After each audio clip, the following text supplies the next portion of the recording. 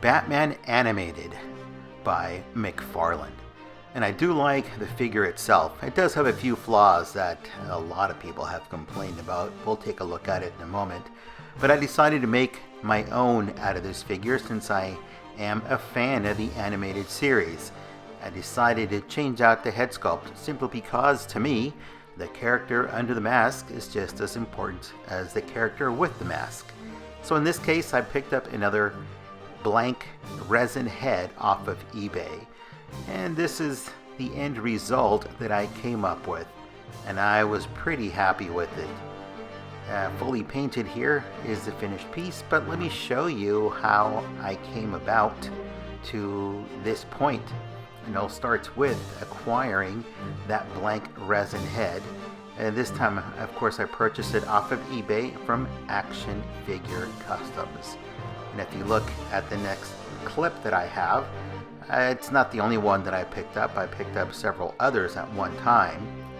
But it was just a blank resin head that I went ahead and sprayed down with a primer, a gray primer. The cell phone doesn't capture lighting very well and it changes and shifts the color, but it is actually gray. So after proceeding to primer the head sculpt, I went ahead and clear coated it to protect it a bit more, and then I went ahead and proceeded to spray down with the flesh tone. And what tone am I using? What flesh color? I don't know. I mix it myself. I don't buy pre-mixed colors. I end up having to match the color of another figure or the specific character, so sometimes I have to blend in a bit of brown, a bit of yellow, sometimes a little bit of blue, sometimes a bit of red. It all depends on the flesh tone on the character that I'm working on.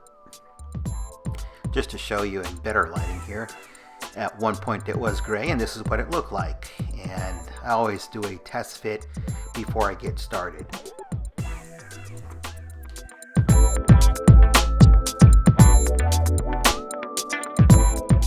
Now when working with these resin heads and you're applying your coats of paint or primer, you always want to do it in layers. And you want to go in thin layers, and then after applying a layer you want to go back and just use the air from the airbrush to dry down that one layer and then continue on with another.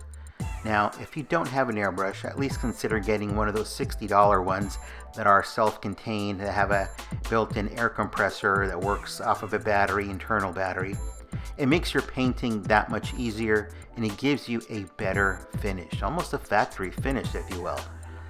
You can brush it on, but many times it's difficult to get that same kind of a look and texture and the evenness.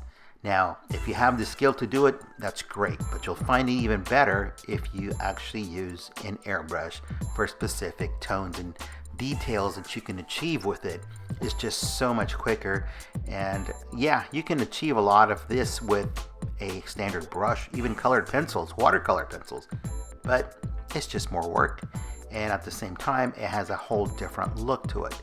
And while this is just one type of medium, I wouldn't depend on it entirely. I would still use a lot of the other techniques to combine with this to give it a really dynamic look. But an airbrush will give you a great base to start with, especially on the skin tones. Now, for this particular character, there wasn't a whole lot of colors to go with. There was only a few, and that's what made it so simple. The rest was just the black hair and the eyes and a black line for the mouth. And this is what it ended up looking like.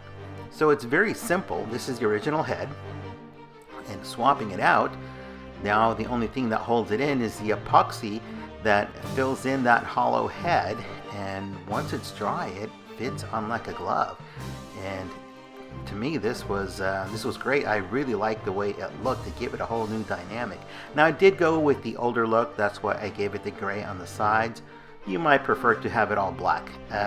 Yeah, it's everybody's choice. The point is, you can make it your own. I'd like to get a second one and yeah, make it entirely different by adding black to the sides and just having a whole different figure. Nevertheless, one of the downsides to this figure is that it is so flimsy, so difficult to pose. The joints are very, very loose. So coming up with this pose that you see here took me quite a while. So I left it and got as many takes out of this pose as I could.